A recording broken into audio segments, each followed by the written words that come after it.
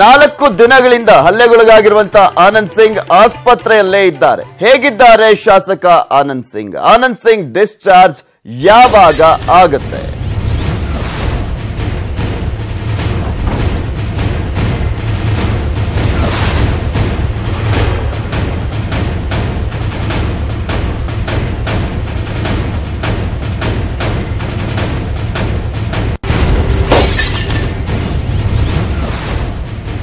ನಾಲ್ಕು ದಿನಗಳಿಂದ ಶಾಸಕರಾಗಿರುವಂತಹ ಆನಂದ್ ಸಿಂಗ್ ಆಸ್ಪತ್ರೆಯಲ್ಲೇ ಇದ್ದಾರೆ. ಹೇಗಿದ್ದಾರೆ ಶಾಸಕ ಆನಂದ್ ಸಿಂಗ್ ಅವರು? ವಿಜಯನಗರದ ಶಾಸಕರಾಗಿರುವಂತಹ ಆನಂದ್ ಸಿಂಗ್ ಡಿಸ್ಚಾರ್ಜ್ ಯಾವಾಗ ಆಗುತ್ತೆ? ಆನಂದ್ ಸಿಂಗ್ ಅವರಿಗೆ ಹಲ್ಲೆ ಆಗಿರುವಂತಹ ಹಿನ್ನೆಲೆಯಲ್ಲಿ ಇನ್ನೂ ಕೂಡ ಅಪೋಲೋ ಆಸ್ಪತ್ರೆಯಲ್ಲಿ ಅವರು ಚಿಕಿತ್ಸೆಯನ್ನ ಪಡಿತಾ ಇದ್ದಾರೆ. ಕಣ್ಣು ನೋವು, ಹೊಟ್ಟೆ ಭಾಗದಲ್ಲಿ ಗಾಯವಾಗಿದೆ, ಕಡಿಮೆ ಆಗಿದೆ ಕಣ್ಣಿನ ಭಾಗದ ಊತ. ನಿಧಾನವಾಗಿ ಆನಂದ್ ಸಿಂಗ್ ಅವರು ಚೇತರಿಕೆಯನ್ನ ಕಾಣಿಸ್ತಾ ಇದ್ದಾರೆ. ಅವರ ಆರೋಗ್ಯದಲ್ಲಿ ಚೇತರಿಕೆ ಕಂಡು ಬರ್ತಾ ಇದೆ. ಎಫ್ಐಆರ್ ಬಳಿಕ ಜೆಎನ್ ಗಣೇಶ್ ನಾಪತ್ತೆಯಾಗಿರುವಂತದ್ದು.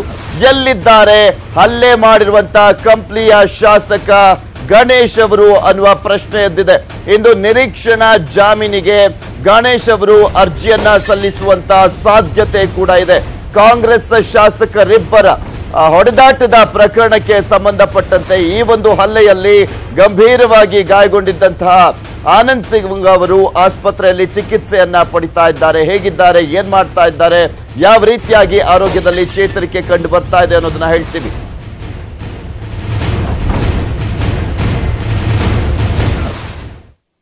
ಬಳ್ಳಾರಿ ಕೈ ಶಾಸಕರ ಮಾರಾಮಾರಿ ಪ್ರಕರಣಕ್ಕೆ ಸಂಬಂಧಪಟ್ಟಂತೆ ಕಂಪ್ಲಿ ಶಾಸಕ ಗಣೇಶ್ ಬಂಧನಕ್ಕೆ ಹೆಚ್ಚಾಗ್ತಾ ಇದೆ ಒತ್ತಡ. ಶತಾಯಗತಾಯ ಗಣೇಶ್ ಬಂಧಿಸುವಂತೆ ಒತ್ತಡವನ್ನ ಹೇರಲಾಗ್ತಾ ಇದೆ.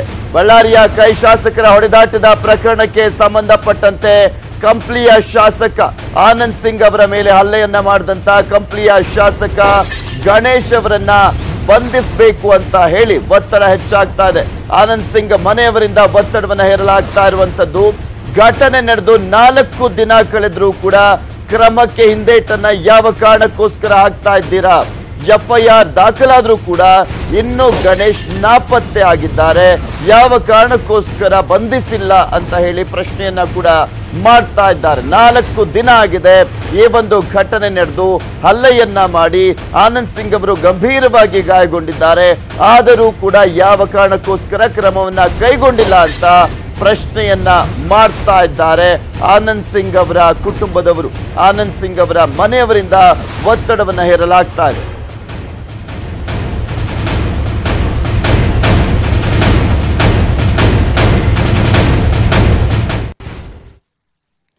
ಕಂಪ್ಲಿ ಶಾಸಕ ಗಣೇಶ್ ನಾಪತ್ತೆ ಆಗಿದ್ದಾರೆ. ಕ್ಷೇತ್ರಕ್ಕೂ ಕೂಡ ಕಾಲಿಟ್ಟಿಲ್ಲ ಕಂಪ್ಲಿಯ ಶಾಸಕ ಗಣೇಶ್.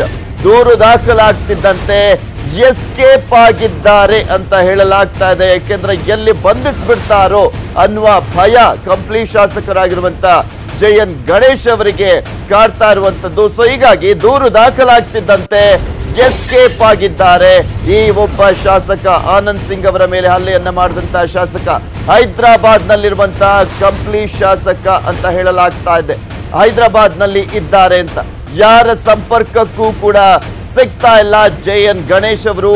ಮೊಬೈಲ್ ಫೋನ್ ಕೂಡ ಸ್ವಿಚ್ ಆಫ್ ಆಗಿದೆ.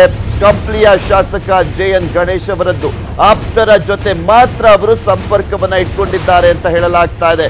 ಗಣೇಶ್ಗೆ ಬಿಜೆಪಿ ಬಾಗಿಲು ಕೂಡ ಬಂದಾಗಿದೆ ಅಂತ ಹೇಳಲಾಗ್ತಾ ಇದೆ. ಯಾಕೆಂದ್ರೆ ಹಲ್ಲೆಯನ್ನ ಮಾಡಿರುವಂತಹ ಶಾಸಕ ಪಕ್ಷಕ್ಕೆ ಕರೆದುಕೊಂಡಂತಹ ಸಂದರ್ಭದಲ್ಲಿ ಕೆಟ್ಟ ಸಂದೇಶವನ್ನ ಕೊಟ್ಟಂತೆ ಆಗುತ್ತೆ ಅಂತ ಹೇಳಿ ಬಿಜೆಪಿಯ ಬಾಗಿಲನ್ನ ಕೂಡ ಬಂದ್ ಮಾಡಲಾಗಿದೆ ಅಂತ ಹೇಳಲಾಗ್ತಾ ಇದೆ.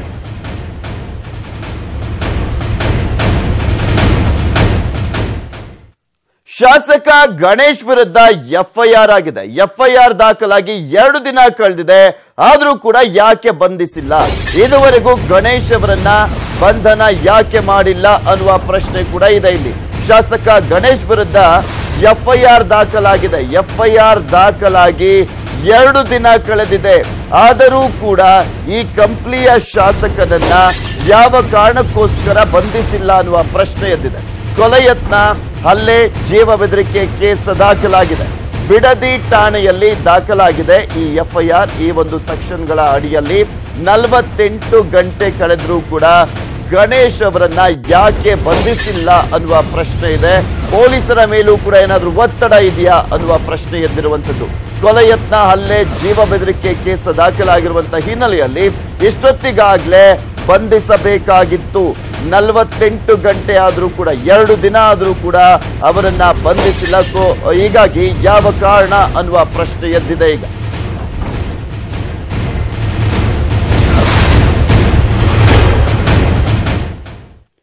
ಯಾವ ಕಾರಣಕ್ಕೋಸ್ಕರ ಬಂಧಿಸಿಲ್ಲ ಅಂತ ನೋಡೋದಾದ್ರೆ ಗಣೇಶ್ಗೆ ಕಾಂಗ್ರೆಸ್ ಹಿರಿಯರ ಶ್ರೀರಕ್ಷೆ ಇರೋದು ಸ್ಪಷ್ಟವಾಗಿ ಗೊತ್ತಾಗ್ತಾ ಇದೆ. ಆ ಒಂದು ಪ್ರಶ್ನೆ ಕೂಡ ಎದ್ದೇಳ್ತಾ ಇರುವಂತದ್ದು. ಬಂಧನ ಮಾಡದಂತೆ ಅವರು ಸೂಚನೆಯನ್ನ ಕೊಟ್ಟಿದ್ದಾರಾ?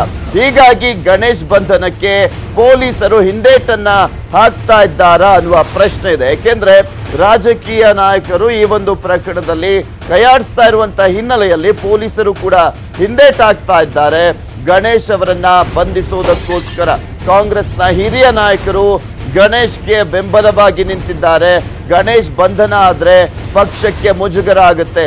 ಇದೇ ಕಾರಣಕ್ಕೋಸ್ಕರ ರಕ್ಷಣೆಗೆ ನಿಂತಿದ್ದಾರ ಕಾಂಗ್ರೆಸ್ನ ಹಿರಿಯ ನಾಯಕರು. ಪ್ರಕರಣದ ಬಗ್ಗೆ ಗೃಹ ಸಚಿವರು ಜಾಣ ಮೌನವನ್ನ ವಹಿಸಿದ್ದಾರೆ. ಏನು ಹಾಗೆ ಇಲ್ಲ ಅನ್ನುವ ರೀತಿಯಲ್ಲಿ ಅವರು ಕೂಡ ವರ್ತಿಸ್ತಾ ಇರುವಂತದ್ದು.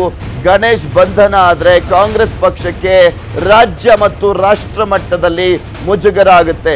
ಇದೇ ಕಾರಣಕ್ಕೋಸ್ಕರ ಅವರ ರಕ್ಷಣೆಗೆ ಮುಂದಾಗಿದ್ದಾರೆ ಅಂತ ಹೇಳಲಾಗ್ತಾ ಇದೆ. ಯಾಕೆಂದ್ರೆ ಬಿಜೆಪಿಗೆ ಒಂದು ರೀತಿಯಾದಂತ ಅಸ್ತ್ರ ಸಿಕ್ಕಂತಾಗತ್ತೆ. ರಾಜ್ಯ ಮತ್ತು ರಾಷ್ಟ್ರ ರಾಜಕಾರಣದಲ್ಲಿ ಅಕಸ್ಮಾತ್ ಕಂಪ್ಲಿಯ ಶಾಸಕರಾಗಿರುವಂತ ಗಣೇಶ್ ಬಂಧನವಾದ್ರೆ ಸೊ ಹೀಗಾಗಿ ಈ ಒಂದು ಎಲ್ಲಿ ಅಸ್ತ್ರವಾಗ್ಬಿಡುತ್ತೆ ಅನ್ನುವ ನಿಟ್ಟಿನಲ್ಲೇ ಕಾಂಗ್ರೆಸ್ ನಾಯಕರು ಕೂಡ ಗಣೇಶ್ ಬಂಧನವಾಗದಂತೆ ನೋಡ್ಕೊಳ್ತಿದ್ದಾರೆ ಅನ್ನುವ ಮಾಹಿತಿ ಕೂಡ ಲಭ್ಯವಾಗ್ತಾ ಇರುವಂತದ್ದು. ಯಾಕೆಂದ್ರೆ FIR ದಾಖಲಾಗಿದೆ, 2 ದಿನ ಆಗಿರುವಂತದ್ದು, 48 ಗಂಟೆ ಆಗಿದೆ FIR ದಾಖಲಾಗಿ. ಆದರೂ ಕೂಡ ಇದುವರೆಗೂ ಅವರನ್ನ ಬಂಧಿಸಿಲ್ಲ.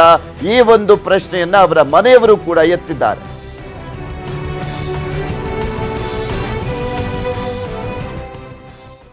ಇದೆಲ್ಲದರ ಬಗ್ಗೆ ಸಂಪೂರ್ಣವಾದಂತಹ ಮಾಹಿತಿಯನ್ನ ನೀಡ್ತಾರೆ. ಅಪೋಲೋ ಆಸ್ಪತ್ರೆ ಬಳಿಯಿಂದ ನೇರ ಸಂಪರ್ಕದಲ್ಲಿ ಜಾಯ್ನ್ ಆಗ್ತಾ ಇದ್ದಾರೆ ನಮ್ಮ ಪ್ರತಿನಿಧಿ ಮುನಿರಾಜು. ಎಸ್ ಮುನಿರಾಜು, ಆನಂದ್ ಸಿಂಗ್ ಅವರು ಹೇಗಿದ್ದಾರೆ? ಅವರ ಆರೋಗ್ಯ ಹೇಗಿದೆ?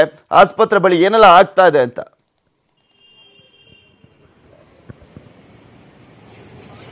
ಪೃಥ್ವಿರಾಜ್, ಈಗಾಗಲೇ ಆನಂದ್ ಸಿಂಗ್ ಅವರಿಗೆ ಕಳೆದ 4 ದಿನಗಳಿಂದ ಒಂದು ಅಪೋಲೋ ಆಸ್ಪತ್ರೆಯಲ್ಲಿ ಟ್ರೀಟ್ಮೆಂಟ್ ನಡೀತಾ ಇದೆ. ಮತ್ತೆ ಈಗಾಗಲೇ ಅವರು ಆರೋಗ್ಯದಲ್ಲಿ ಸಾಕಷ್ಟು ಸುಧಾರಣೆಯೂ ಸಹ ಕಂಡಿದೆ. ಮತ್ತೆ ವೈದ್ಯರು ಸಹ ಅವರು ಯಾವಾಗ ಬೇಕಾದ್ರೂ, ಅವರು ಯಾವಾಗ ಬಯಸಿದ್ರು ಅವ್ರನ್ನ ಡಿಸ್ಚಾರ್ಜ್ ಮಾಡೋ ಕಳಿಸೋ ಮಟ್ಟಕ್ಕೆ ಅವರು ಪ್ರಿಪೇರ್ ಆಗಿದ್ದಾರೆ ಅಂತೇಳಿ ಈಗ ವೈದ್ಯರು ಒಂದು ಮಾಹಿತಿಯೂ ಸಹ ಸಿಕ್ಕಿರುವಂತದ್ದು.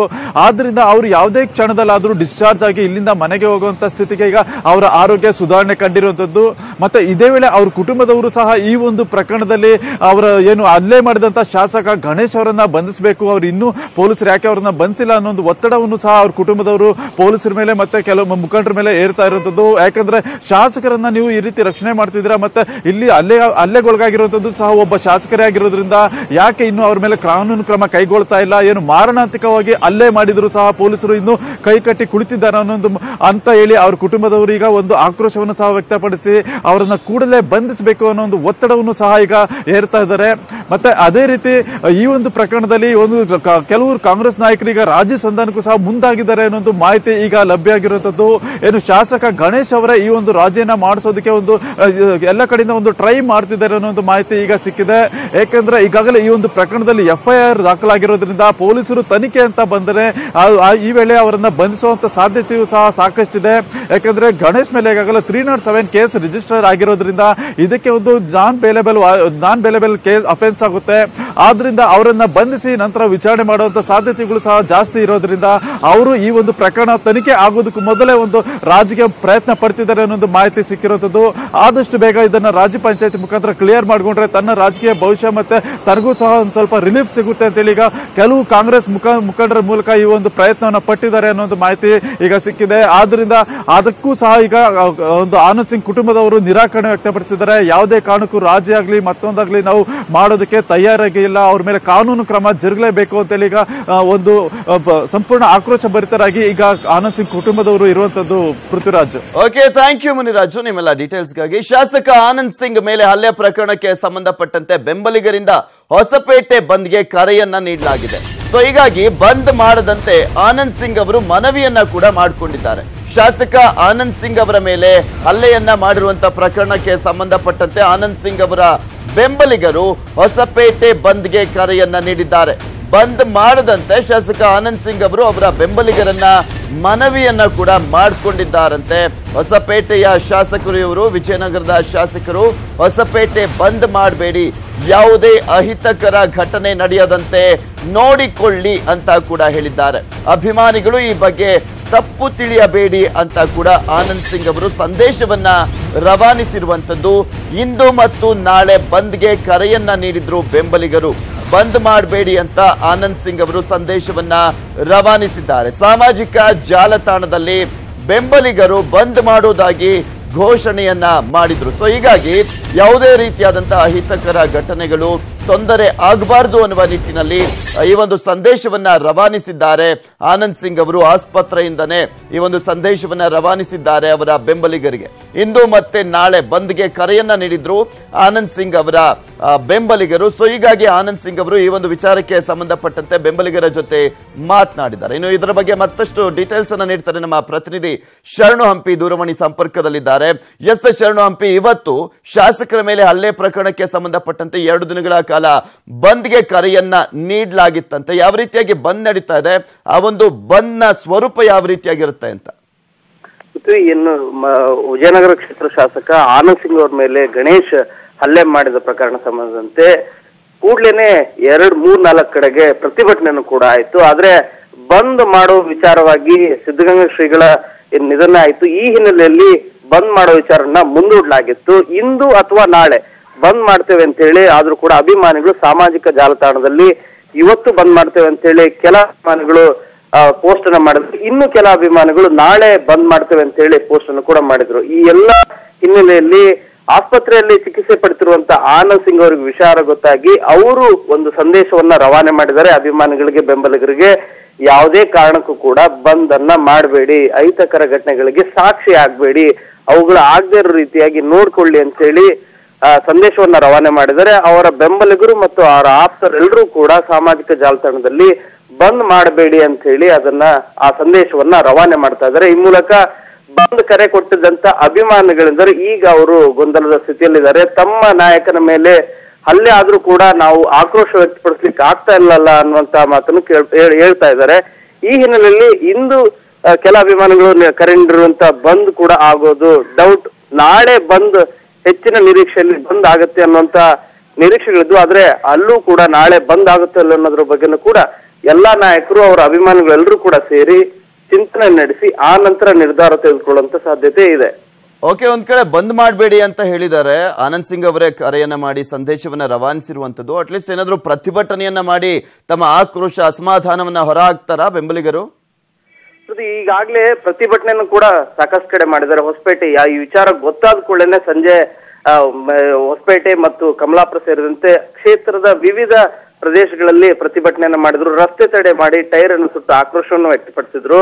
ಆದ್ರೆ ಇವತ್ತು ಪ್ರತಿಭಟನೆ ಮಾಡ್ತಾರೋ ಇಲ್ಲ ಅನ್ನೋದ್ರ ಬಗ್ಗೆನೂ ಕೂಡ ಇನ್ನು ನಿರ್ಧಾರ ಕೈಗೊಳ್ಬೇಕಾಗಿದೆ. ಯಾಕಂದ್ರೆ ಸ್ವತಃ ಆನಂದ್ ಸಿಂಗ್ ಅವರೇ ಬಂದ್ ಮಾಡಬೇಡಿ ಅಂತ ಹೇಳಿ ಮನವಿ ಮಾಡ್ಕೊಂಡಿರೋ ಕಾರಣಕ್ಕಾಗಿ ಬಂದ್ ಮಾಡ್ತಾರೋ ಇಲ್ಲ ಅನ್ನೋದು ಗೊತ್ತಿಲ್ಲ. ಆದ್ರೆ ಪ್ರತಿಭಟನೆ ನಡೆಯುವಂತ ಸಾಧ್ಯತೆಗಳು ಇದೆ. ಓಕೆ, ಥ್ಯಾಂಕ್ ಯು ಶರಣು ಹಂಪಿ ನಿಮ್ಮೆಲ್ಲ ಡೀಟೇಲ್ಸ್ಗಾಗಿ.